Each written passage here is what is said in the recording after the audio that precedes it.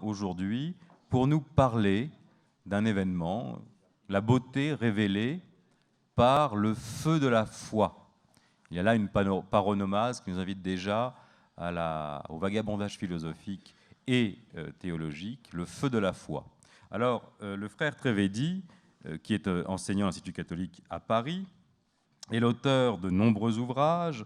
Quand la parole prend feu, propos sur la Lectio Divina, qui est paru en 99, et Étincelle. Alors je sais que les ouvrages sont en librairie, vous pourrez rencontrer le frère pour en parler avec lui, mais voilà, l'étincelle, c'est cet objet un peu particulier qui permet au feu de naître. Alors, au moment de lui laisser la parole, moi je prends simplement pour rappeler à tout le monde qu'il est temps de venir s'asseoir. Vous comprenez, mon frère, c'est un peu important. Voilà, j'ai assisté à ça cette année. On a eu la chance d'avoir une démonstration d'allumage de feu faite par des gens qui savent allumer le feu avec la marcassite et l'amadou. Et alors la dame qui allumait le feu dit « Voyez, je frappe la marcassite, il y a des étincelles. » Et il y avait là quelques enfants de 4-5 ans qui, ne voyant rien, disent « Mais qu'est-ce que c'est que les étincelles ?» Et là, grand silence, incapable de dire « C'est ce que tu ne vois pas, mais qui allume l'amadou. » Alors voilà, mon frère, je vous invite à nous rejoindre au plateau, à prendre la parole et à nous expliquer donc la beauté révélée par le feu de la foi.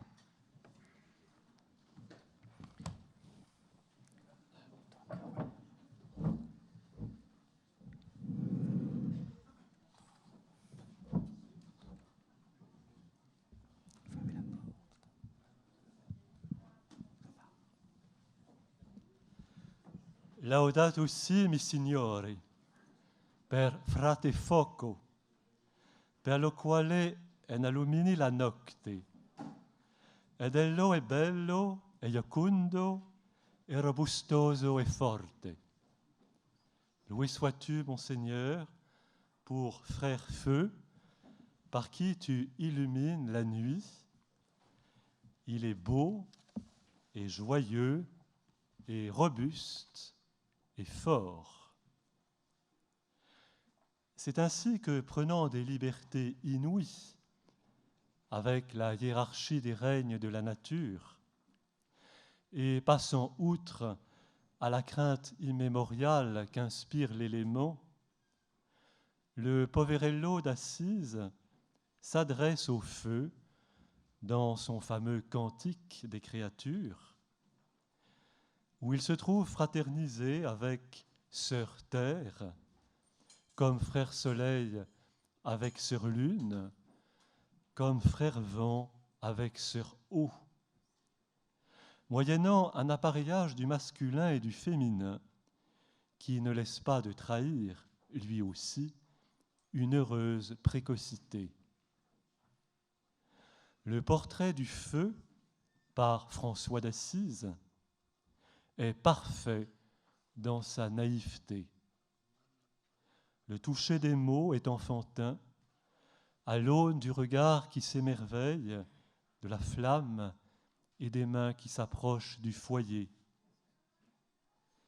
Si l'émerveillement est le premier degré de la brûlure, alors, pour reconnaître le feu comme un frère, pour se reconnaître soi-même par conséquent comme le frère du feu, il faut déjà être brûlé vif.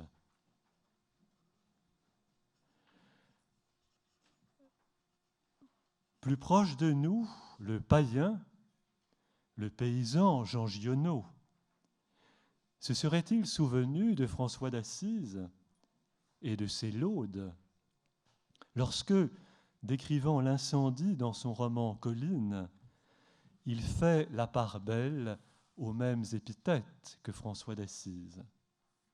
Je le cite. « La bête souple du feu a bondi d'entre les bruyères.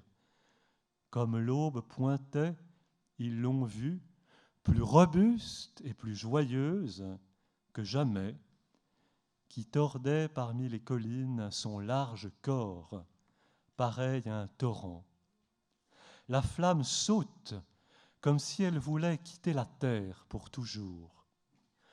À travers son corps aminci, on peut voir toute la colline brûler. » Fin de citation. bello e giocondo e robustoso e forte. N'est-ce pas exactement ainsi que Frère Feu nous apparaît au soir du samedi saint au seuil de nos églises, dans la nuit pascale qu'il préface, qu'il illumine, qu'il enlumine, per lo quale en illumini la nocte. Nuit exemplaire où, remarquons-le bien, il ne tombe pas du ciel, mais où il surgit d'un bûcher soigneusement, humainement construit. Feu de solide assise, feu de belle tournure, feu de haute stature, feu vertébré qui se dresse sur son séant, feu dont les ultimes laminaires, des luminaires célestes, semblent implorer la pluie, cependant que de ses entrailles de braise, on tire tout ensemble, prémisse de sa puissance séminale, la flamme du grand cierge et le charbon qui libérera la fragrance de l'encens. Feu effort, feu offrande, feu magnifiquement individué, feu étrangement humain, feu homme, en un mot, symbole de l'homme qui se lève d'entre les morts, après avoir dit de son vivant « Je suis venu jeter un feu sur la terre, et que désirais-je, sinon qu'il fût déjà allumé ?» Car le Verbe s'est fait chair incandescente autant que vulnérable, et il a habité parmi nous. Oui, décidément, en cette nuit-là, nuit de Pâques et de Noël ensemble, c'est en cette nuit-là qu'en admirant le feu, notre aîné, notre survivant, nous pouvons décliner la litanie de ses caractères essentiels, les notes de son tempérament, animalité, spiritualité, acéité, autonomie, anagogie, ascension, assomption, insolence. Le feu, frère feu au milieu de nous, c'est l'humble en impatience d'altitude, c'est le corps, toute espèce de corps, à l'état de danse et de désir. C'est l'inconsolable allégresse. Pensons à l'andante de l'hiver d'Antonio Vivaldi, le prêtre roux, cet andante qui est le dialogue de la flamme et de la pluie. Si le temps qui nous est imparti ne nous laisse pas tout le désir de raconter, d'énumérer, d'effeuiller le feu, mais nous ne sommes pas tout seuls à le faire en ces rencontres, au moins en avons-nous assez pour l'allumer, pour le transmettre, comme l'un de ces coureurs qu'évoque le poète Lucrèce, ces coureurs qui, dit-il, se passent de main en main le flambeau de la vie, et quasi cursores vitae lampada tradunt. Au demeurant, l'on ne fait pas l'inventaire du feu. On en vit l'aventure, remplie d'obscurité et même du couvre-feu. Le feu, avec une majuscule, ne souffre aucune mainmise, et nulle ferveur factice, nulle excitation artificielle ne saurait précipiter ni exiger son avènement parmi nous. L'on ne saurait pas davantage, dans une distante neutralité, décrire son anatomie, établir ses archives, dresser son portrait verbal. l'on ne peut parler froidement du feu. Il faut être de mèche avec lui. Il faut être de sa race. Avec cela, le feu n'aime pas le style fleuri. Les flammes artificielles et par trop exubérantes d'une certaine religiosité de pacotille laissent ordinairement de glace ceux qui ont du bon goût. Entier, intraitable, le feu n'aime pas les mots qui mentent, par défaut d'expérience, mais aussi par excès sur l'expérience réelle que l'on a de lui. La teneur inflammatoire des mots vient de l'expérience avérée que l'on a de lui, mais tout bas, non pas dans l'enthousiasme échevelé, lequel ne va jamais sans quelque impudeur ni sans quelque vulgarité, mais comme la vie l'apprend peu à peu, à feu doux, constant, intime, et comme à l'étouffer. Malheur en tout cas à celui qui ne brûle pas, qui ne brûle de rien, qui ne brûle pour rien, ni personne. Puisque te voilà tiède, dit l'Apocalypse, ni chaud, ni froid, je vais te vomir de ma bouche. Brûler, n'est-ce pas s'approcher dans le langage ludique des enfants? Tu brûles, se disent-ils lorsqu'ils tâchent de découvrir quelque objet caché. Brûler dans le langage de l'amour, c'est s'approcher, c'est prendre, comme la phalène nocturne, à ses risques et périls, s'approche de la flamme de la chandelle. Telle fut l'aventure de Moïse, fondatrice de toute l'épopée du peuple de l'Alliance, emblématique de toute rencontre, de tout commerce avec le feu majuscule. Moïse faisait paître le petit bétail, il l'emmena par-delà le désert et parvint à la montagne de Dieu, l'Horeb. L'ange du Seigneur lui apparut dans une flamme de feu du milieu d'un buisson. Moïse regarda. Le buisson était embrasé, mais le buisson ne se consumait pas. Moïse dit : « Je vais faire un tour pour voir cet étrange spectacle. Et pourquoi le buisson ne se consume pas ? » Le Seigneur vit qu'il faisait un détour pour voir, et Dieu l'appela du milieu du buisson.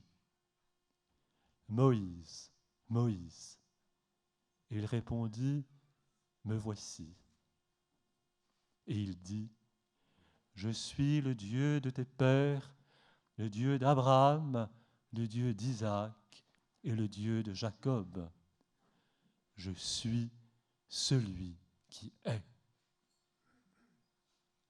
Cette école buissonnière, fondée sur la pédagogie de l'émerveillement, est l'école de tous les mystiques, des plus grands, bien sûr, Saint Bernard que nous fêtons aujourd'hui, mais aussi de celui qui sommeille, toujours possible, au fond de chacun de nous, car chacun de nous peut ouvrir les yeux illuminés du cœur à une splendeur qui, loin de le supplanter, jaillit du roncier même du réel, à une joie qui, loin de les émousser, bourgeonne des épines même de la vie, à un sens lumineux et cohérent qui, loin de les rendre caducs, rayonne des caractères mêmes des Saintes Écritures.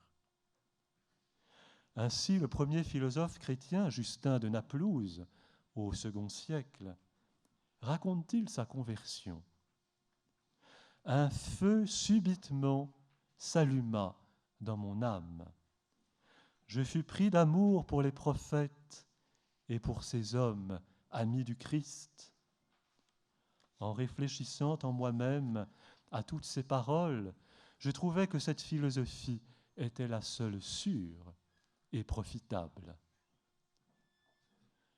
Au soir du 23 novembre 1654, un autre philosophe, Blaise Pascal, tracera ces mots qu'il gardera jusqu'à sa mort dans la doublure de son pourpoint et dont la référence à la théophanie du buisson n'est que trop évidente.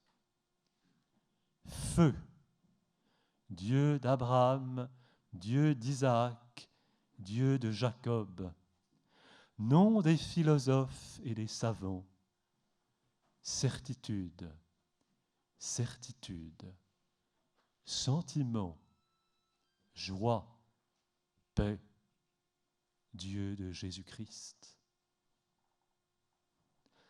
La flamme majuscule se déclare toute seule, où elle veut, quand elle veut, comme elle veut, à qui elle veut, et jusqu'à travers sa négation, sa disparition, son absence, dont elle excelle à jouer, comme devant le prophète Élie, qui, blotti dans une cavité de la montagne pour s'abriter de l'orage et de l'ouragan, constate que le Seigneur n'était pas dans le feu et pressent infailliblement sa présence dans le murmure d'une brise légère. Je suis, puisque tel est son nom, préférable au nom de Dieu. Je suis est l'incandescence essentielle, le feu en soi, l'âtre de l'être, l'âtre suprême, si vous me permettez cette expression. Il s'embrase lui-même et de lui-même tout seul. La forme réflexive du verbe embraser, sous-entendant ici, j'évoque le mystère trinitaire, le prendre à, les prendre, réciproques, de l'un et de l'autre, le Père et le Fils, dans l'aération commune de l'esprit, car rien ne saurait brûler qui ne respire aussi. Jusque en Dieu, et en Dieu surtout, c'est l'incalculable distance de l'altérité interne qui permet le feu. Et c'est parce qu'elle est cette distance unitive, cet air que l'un et l'autre, que l'un à l'autre se donnent éternellement en leur mutuel amour, que la troisième personne se voit particulièrement approprier le nom divin du feu. Fons vivus ignis caritas, comme chante la liturgie de Pentecôte, en un singulier oxymore. Et c'est pourquoi la troisième personne se manifeste sous les espèces sensibles du feu.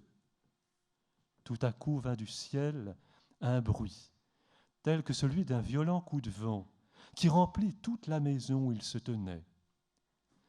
Ils virent apparaître des langues qu'on eût dites de feu. Si le poète Rilke pouvait redouter qu'un ange, le prenant sur son cœur, ne le fît mourir par son surcroît de présence, stärkerer Dasein. S'étonnera-t-on que les théophanies du très vif et l'étreinte de sa présence, intensément excessive, stärkerer Dasein, se disent si constamment dans les Saintes Écritures en termes et en images ignées. Qui de nous tiendra devant un feu dévorant? Qui de nous tiendra devant ces brasiers éternels? Demande le prophète Isaïe. Cependant que d'autres grands visionnaires de l'un et l'autre testament esquissent du 3 fois saint un tableau où la personnalité des traits semble s'estomper parfois derrière une énormité volcanique. Prophète Daniel, son trône était flamme de feu, aux roues de feu ardent. Un fleuve de feu coulait, issu de devant lui. Ou l'Apocalypse, sa tête comme de la neige, ses yeux comme une flamme ardente. L'évocation du volcan, feu à la bouche, paraît d'ailleurs d'autant plus justifiée qu'un lien particulièrement sensible s'établit dans la Torah et les prophètes entre la métaphore du feu et l'orifice divin, l'oralité divine en son acte de révélation autant que de jugement. Deutéronome 4,12, le Seigneur vous a parlé du milieu du feu. Premier livre des Rois, chapitre 18, le Dieu qui répondra par le feu, c'est lui qui est Dieu. Assumant cet héritage de l'Ancien Testament, l'Épître aux Hébreux dans le Nouveau avance davantage encore qu'une affirmation théologique, l'une des rares, des plus superbes, des plus insolentes définitions de Dieu que nous propose l'Écriture.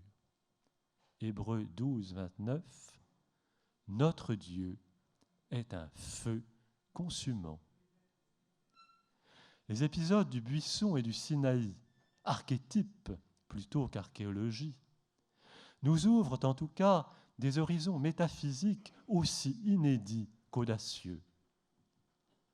Contre toute ontologie massive, monumentale, bétonnée, totalitaire, il nous faut reconnaître en effet que l'être ne préexiste pas à sa révélation.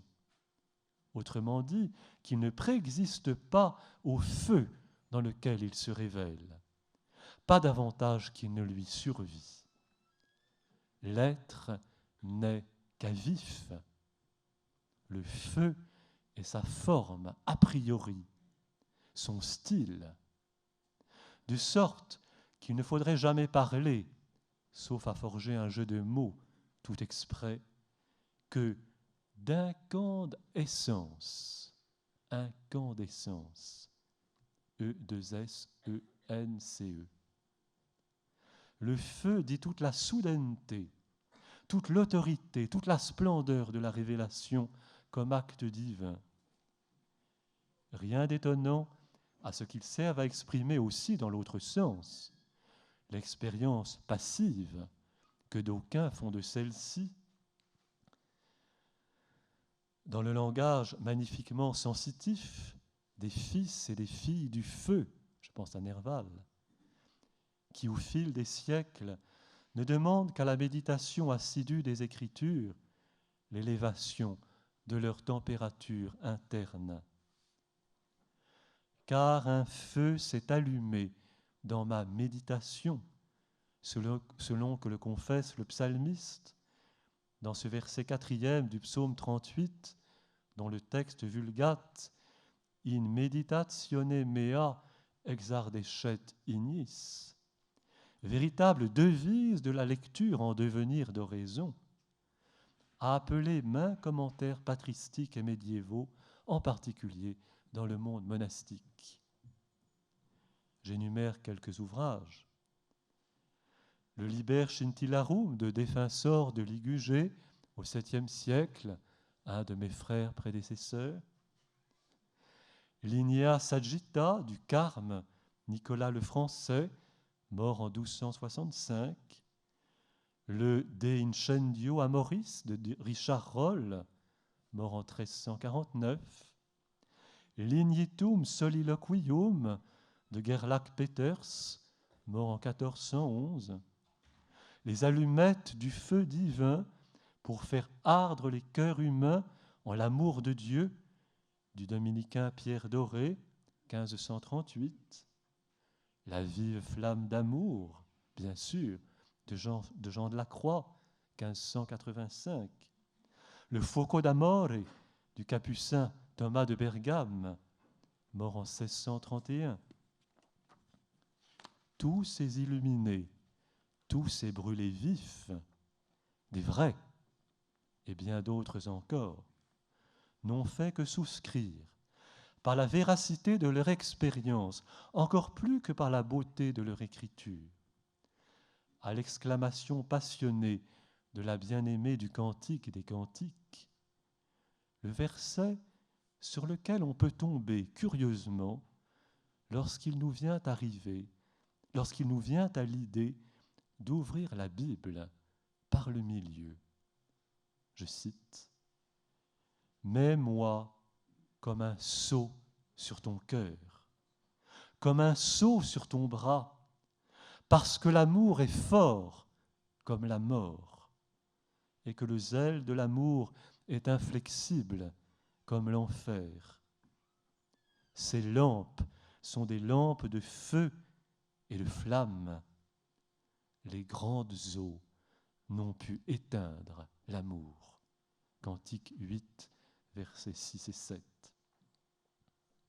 Certes, les sublimes ardeurs et les éternelles clartés, pour parler comme Corneille, certes, les sublimes ardeurs et les éternelles clartés des saints suscitent notre admiration et nous attirent dans leur empyrée, mais elles nous paraissent parfois étrangères et ne seraient pas loin de nous désespérer. Nous qui nous en allons d'ordinaire par les halliers obscurs, nel mezzo del cammin di nostra vita per una selva oscura, comme parle Dante, nous qui nous sentons aux confins de la cendre, nous modernes qui avons perdu l'enchantement des chandelles et qui, venus au monde après le grand feu des holocaustes humains, voyons plus spontanément les barbelés que l'aubépine, l'asphalte que l'aurore.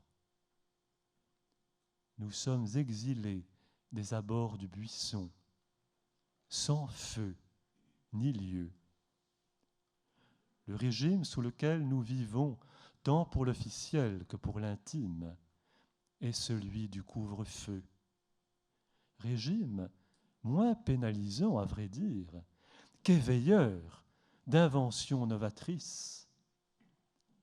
En l'absence et en l'attente prolongée de l'incandescent, et compte tenu de la rareté de ces éruptions au milieu de nous, il ne nous reste plus d'autre ressource que d'allumer vaille que vaille, à fleur de terre, avec la tourbe même, un feu de fortune pour faire de modestes clairières dans l'obscur.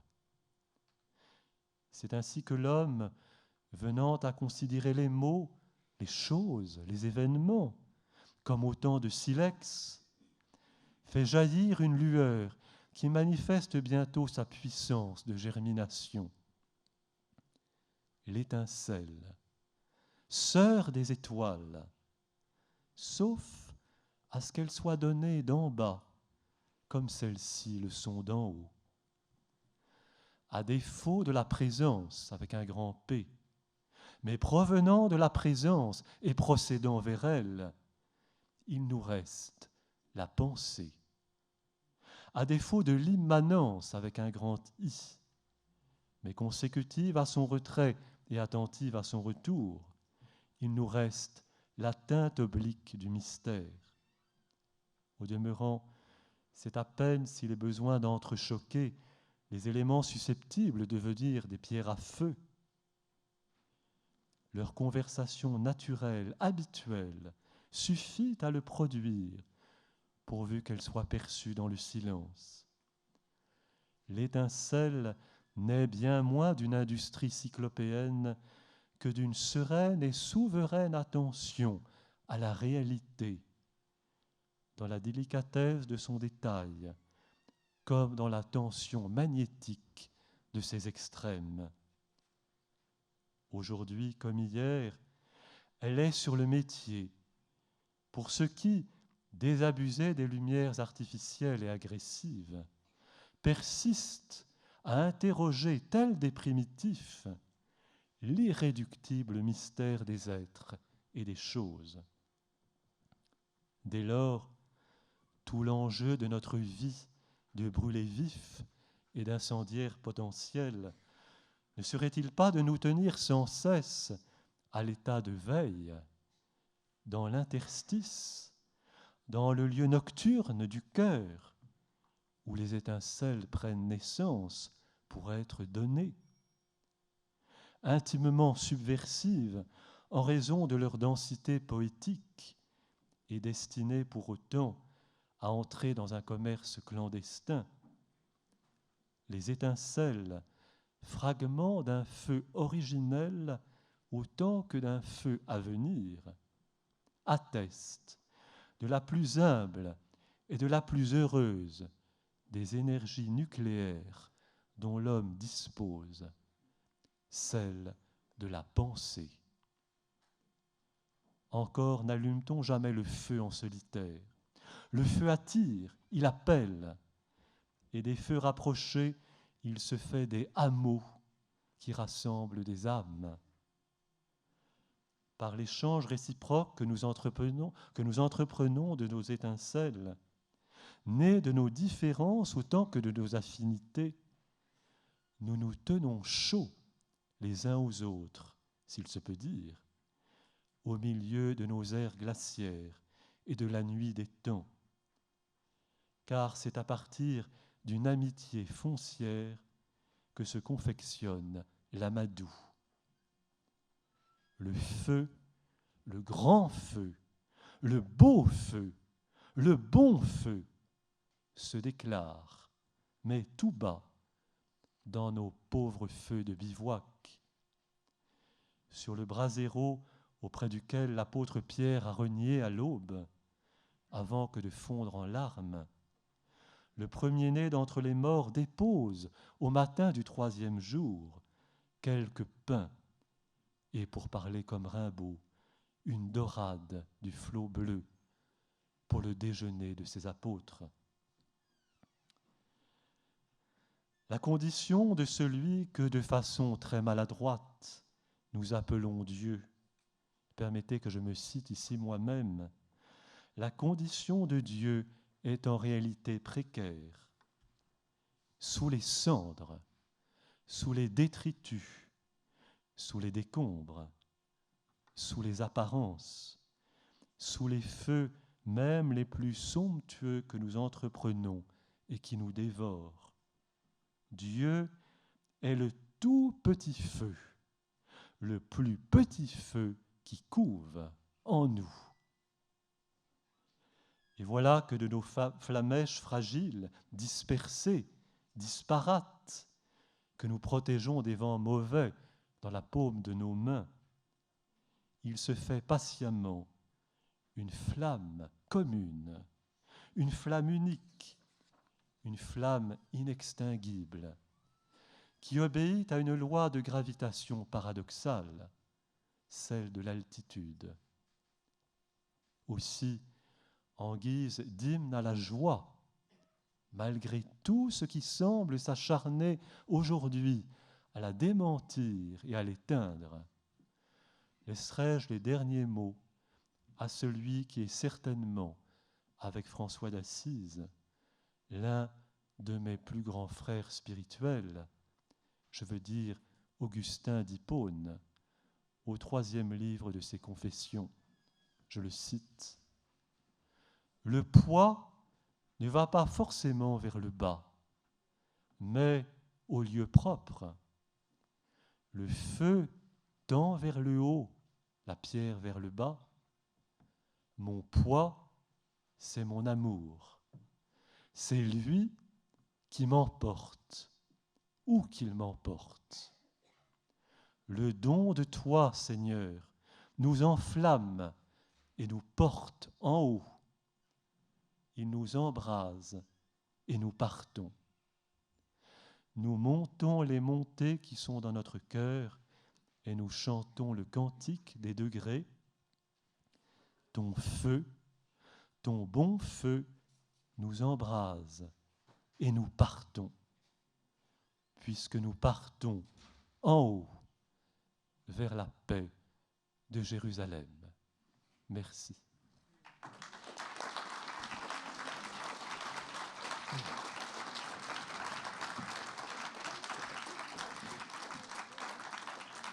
Merci à vous, François Cassin-Génat-Trévédy. Merci d'avoir partagé avec nous le feu sacré qui vous habite et de nous avoir fait entrevoir la beauté de ces étincelles. J'ai bien retenu que le feu, bello, iocondo, robusto, forte, pouvait être justement cette métaphore du feu sacré, majestueux d'un côté et présent malgré tout dans l'étincelle. Et le récit que vous vous rappeliez, auquel moi j'étais sensible, celui de Justin de Naplouse, là, ce feu subitement qui s'enflamma dans mon âme, bien, finalement, c'est un peu un des maîtres mots aussi de ces rencontres d'Aubrac. Finalement, c'est ça, hein, cet imaginaire du feu qui débouche sur une pensée du feu. J'imagine qu'il y aura des questions dans la salle. Je crois qu'on a le temps de prendre au moins 2 questions. Si toutefois, voilà, il y a une question ici, si on peut peut-être faire circuler le micro, donc au monsieur à droite. Et une autre question ensuite. Quelqu'un voudra-t-il prendre la parole ?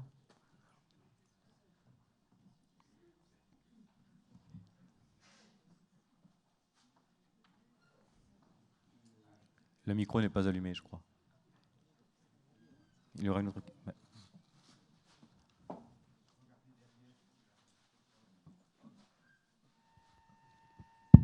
Oui, c'est bon. Là. Bien, je vous remercie beaucoup pour le feu d'artifice que vous venez de nous donner. Pour aller vite, je reprendrai un mot que vous avez utilisé et qui est le mot étrange, ce feu étrange. Et également, suite à la petite conversation que nous avions eue avant votre exposé, dans le souvenir de Philippe Lemaire, qui est cet homme de feu que vous connaissez bien. Donc, étrange. Tout à fait. On ne cesse de découvrir cette étrangeté. Un petit mot peut-être pour nous expliquer, non, la personnalité du... Là, c'est très étrange. Enfin bon, c'était une illustration. En fait, je n'avais pas compris. Peut-être une autre question. Voilà, Olivier. Oui, merci pour ce moment qui était à la fois physique, métaphysique et poétique dans une magnifique langue bien timbrée. Alors, une question peut-être un peu embarrassante, je l'espère, en tout cas, mon père. Vous nous avez montré magnifiquement tout ce qu'il peut y avoir d'extraordinaire dans le feu, mais l'enfer, c'est du feu. Pourquoi l'Église a-t-elle donc choisi le feu, alors que par ailleurs, le feu semblait justement ce qui nous permettait de monter? Très bonne question. Je crois qu'il y a un seul feu. Ça dépend de la manière dont on l'aborde. Si je me jette dedans par amour, il ne me brûlera pas, mais si je le crains, il me brûlera. Je crois que c'est le positionnement par rapport au feu. Le feu est unique, au fond. Si je peux hasarder cette réponse, il n'y a pas un feu méchant. Au moins, le feu n'est pas méchant par lui-même. Et tout dépend de la manière dont on l'approche. On pourra peut-être en reparler. C'est une très belle réponse. Bien. Une dernière question ?